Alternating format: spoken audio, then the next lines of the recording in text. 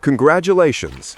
You've won the genetic lottery for the animal kingdom's most aggressively annoying, stubbornly mediocre, and perpetually misunderstood mascot. You are not a sleek, majestic apex predator. You are not a charming, fluffy herbivore. You, my friend, are a honey badger, Mellivora capensis. You're thinking, the honey badger? Isn't that the ultimate badass? The one that doesn't care? Ah, the marketing is impeccable. Like a poorly reviewed action movie, the trailer is fantastic. The reality? Less so. The don't care attitude is less a philosophical stance and more a trauma-induced coping mechanism for a life lived in a state of continuous, pointless attrition. It's what you say when your entire existence is a cosmic joke with no punchline. We're going to break down, scientifically and sarcastically, why your new life as a badass is actually just a relentless, sweaty slog. Strap in. It sucks. And the beautiful irony is, you have to care, or you won't survive. Let's start with the low-budget horror film that is your early life. Your genesis is in a hole, a small, often hastily dug and entirely unremarkable hole. And you, the proud new owner of a honey badger chassis, are born blind, deaf, and pink. You are, biologically speaking, a damp, helpless sausage. Your eyes won't open until you're almost a month old. Your hearing is delayed even longer. For those first 30 days, your primary survival tactic is to be as still and pathetic as possible while your single mother, who, by the way, is a single mother because the male's only role was that one brief awkward evening, leaves you alone for long stretches to secure the caloric intake necessary for this whole arduous affair. Your gestation period for a small mammal is surprisingly long, around 50 to 70 days. You're not being rushed out the door. Evolution took its time, and this is the best it could come up with. Thanks, evolution. Now let's talk about the competition, or rather, the lack thereof. You're typically born as a singleton, or perhaps a twin. Why the small litter? Because raising you is an absolute nightmare, and nature, for once, showed some restraint. Your nursery is not some cozy scent mask den. It's a dusty depression in the ground, and your mother has a job description that includes fight every creature that breathes.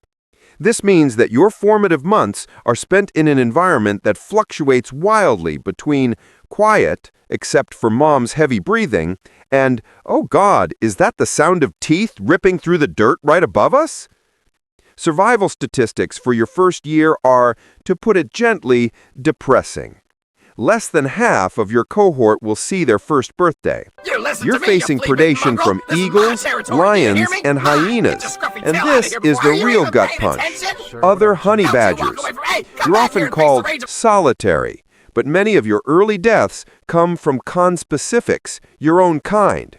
The species is so uniformly cranky and aggressive that even social bonding is a non-starter. This isn't a community. It's a series of extremely irritable solo acts occasionally bumping into each other. Your mother invests a phenomenal amount of energy into you. You'll spend 12 to 16 months in her care, a staggering length of time for a creature your size. This isn't because you're a complex, emotionally sensitive animal. It's because you are spectacularly bad at foraging and fighting when you first start. You are, essentially, a furry, slow-witted apprentice of mayhem. You spend these months stumbling after your mother, watching her perform miracles of ecological engineering, digging, destroying, and generally being a nuisance. And just when you think you've got the hang of it, just when you're starting to feel a flicker of independence, she's gone. Poof! Ejected from the family unit. Go figure it out. Congratulations! You are now a teenager with a deep-seated aggression problem and zero life skills beyond, if it moves, attack it. Let's move on to your physical architecture. Your body, The toolkit evolution gave you is a masterpiece of functional clumsiness. You're built like a black and white woolly bowling pin. You're low, you're broad, and you move with the determined waddle of someone who just realized they left the oven on. Your legs are short, your torso is long, and you look like you were assembled from the spare parts of a dachshund and a small bear. You don't run to escape, you simply increase your waddle speed. Your gait is less fleet-footed predator and more wet pool noodle trying to move uphill. You are objectively slow. A human can outrun you easily.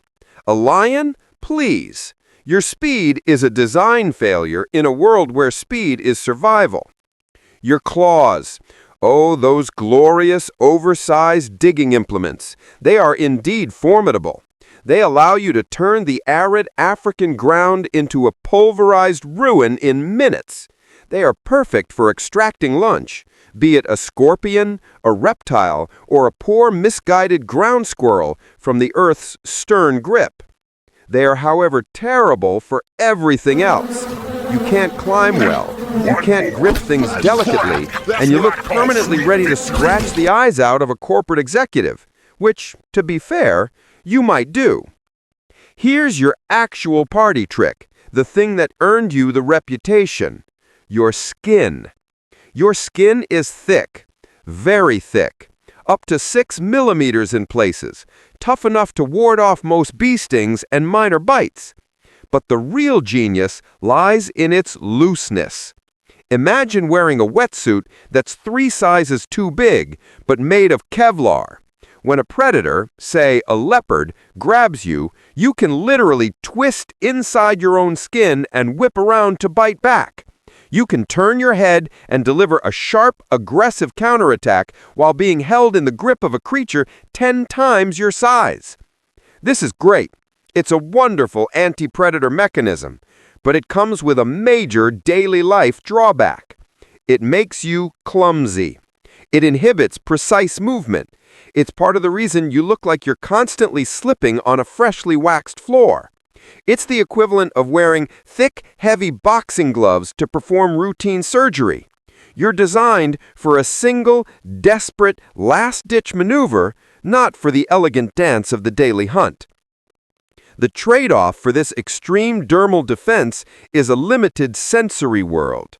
Your eyesight is mediocre at best.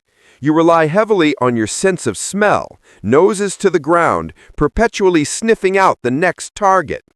You are, in essence, a small, highly aggressive bloodhound in Kevlar pajamas. Finally, the controversial truth that fuels the myth: your immunity, or rather, your tolerance to venom. It's true. You regularly hunt and eat highly venomous snakes like cobras and puff adders.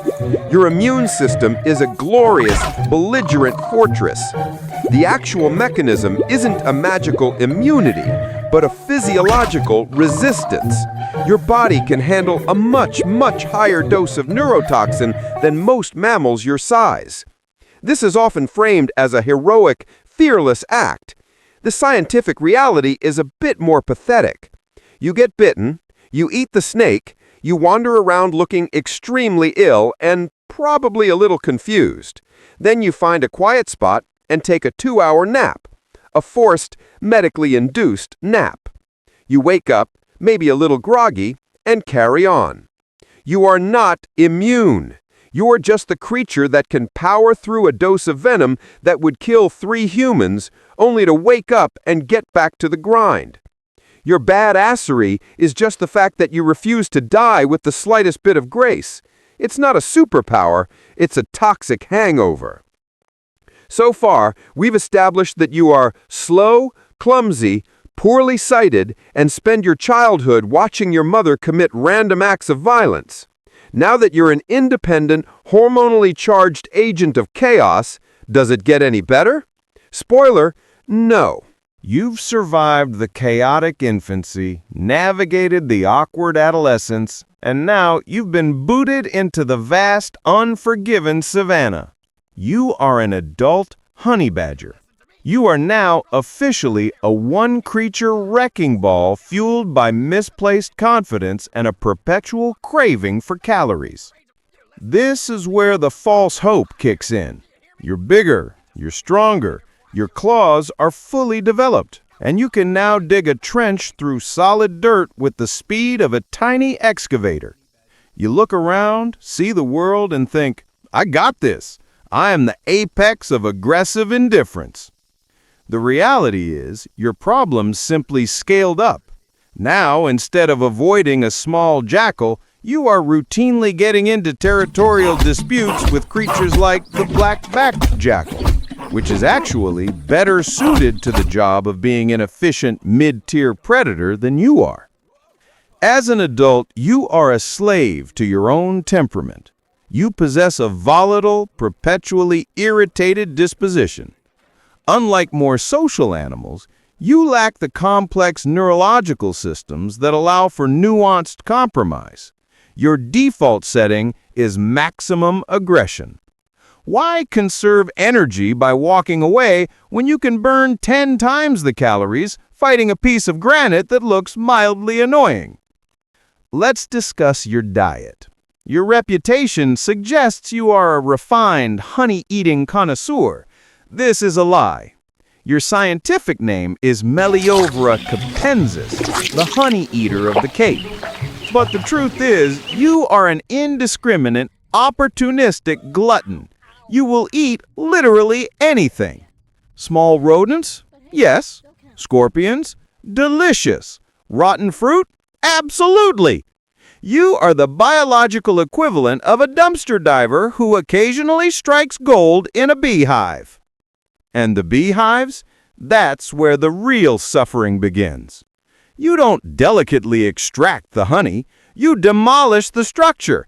You use your body as a battering ram, expose the brood comb, and gorge yourself while simultaneously stinging hundreds of times. You only attack the hive because of the grubs, the larvae, and the brood comb, a rich source of fat and protein. The honey is just a tasty, sugary side effect. You endure hundreds of painful stings for a meal that is, statistically, less nutritionally vital than the fat snake you ate yesterday. It's a high-risk, moderate-reward endeavor. Your life is an endless caloric calculation. Is the risk of being fatally trampled by a buffalo or eaten by a lion worth the potential 500-calorie scorpion buried 3 feet down? Most of the time, the answer is yes, because your metabolism demands constant input and your aggression demands constant confrontation. You are trapped in a loop of high-stress foraging simply to maintain your grumpy existence. This is the heart of the honey badger's suffering, the core curse. It's not the external dangers. It's the internal necessity of being relentlessly irritating. We call you fearless. We marvel at your audacity. But let's look at the science of fear. Fear is a sophisticated survival mechanism. It allows complex animals to weigh risk, choose battles, and conserve resources. You, on the other hand, seem to have this mechanism replaced with a simple, overriding directive: engage. You don't retreat. You don't show submission. You are, in every confrontation, determined to escalate to the point of absurdity. This isn't bravery. It's a strategy born of desperation. Since you're too slow to run and your body plan makes you awkward, your only reliable defense is a hyper-aggressive, disproportionate counterattack. You intimidate through sheer, unhinged ferocity. You are playing the ecological equivalent of Russian roulette every time you encounter something bigger than a rock. The curse is that you never get to relax. Every rustle of dry grass is a potential threat that must be screamed at and potentially gnawed upon. Every interaction is a diplomatic disaster. The lion leaves you alone not out of respect, but because you're too much trouble, like the ridiculously drunk relative you refuse to invite to family gatherings. Your greatest achievement, your globally recognized don't care meme status, is also your deepest psychological torment. You're an internet sensation, a symbol of rugged individualism. This is all based on a profound misunderstanding. You care deeply. You care about that lizard. You care about that snake. You care about the hive. You care so much that you are willing to risk immediate, violent death for a middling meal. The irony, you are trapped in the role of the fearless anarchist. You can never show vulnerability. You can never just enjoy a quiet afternoon of foraging. The moment you are perceived as weak, you become an easy meal. Your reputation is both your shield and your prison. You exist in a state of perpetual hypervigilance. There is no joy in coexistence. There is only the grim satisfaction of having won another tedious, energy-draining battle. You are the Sisyphus of the savannah, forever pushing your boulder of belligerence uphill, only to watch it roll down and start the whole angry process over again. You are the living embodiment of the phrase, if you're gonna be a bear, be a grizzly. You chose the bear, but you got the short, stubby, perpetually angry badger, forced to behave like a grizzly just to survive. Now, let's talk about the ultimate existential threat. Us, humanity. Your natural environment is shrinking, and where your world meets ours, you don't find majestic wild predators. You find chickens. You find irrigation pipes, and most importantly, you find beehives maintained by actual beekeepers. For the beekeeper, you are not a majestic icon of nature. You are a greasy, persistent, black and white vandal. And your greatest victory in the natural world, your digging ability, becomes your greatest conflict with humans. Honey badgers are notorious for destroying beehives on farms. They also sometimes prey on domestic fowl. Humans, of course, retaliate. This often leads to trapping, poisoning, or being shot, deaths that are far more ignoble than being taken down by a lion. And here is where your legendary persistence shines in the most annoying way possible. You are famously difficult to keep out of enclosures. Fences, you dig under them.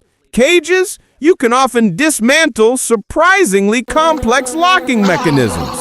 You are a master escape artist, not because you're clever, but because you're stubborn and strong enough to break things until they work.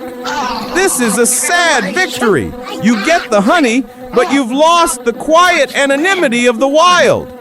You are the poster child for the creature that simply refuses to yield.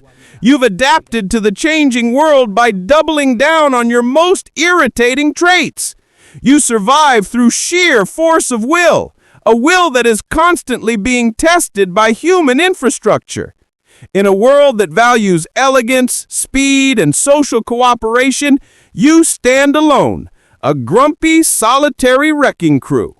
You are a biological anachronism, a hangover from a time when pure, unadulterated aggression was enough. And the fact that you still exist, still thrive, is less a celebration of badassery and more a testament to the fact that sometimes the best survival tactic is just to be the least appealing option on the menu.